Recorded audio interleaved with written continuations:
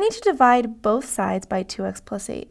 Right now, this factor is multiplied in on the right-hand side, so we need to divide by it to get rid of it. However, we know that we need to do the same thing to both sides of our equation to keep it a statement of equivalence. Once we do that, a will be all alone on the right-hand side. Now, we're going to leave this problem for a moment, and you get to solve it yourself in the practice problems.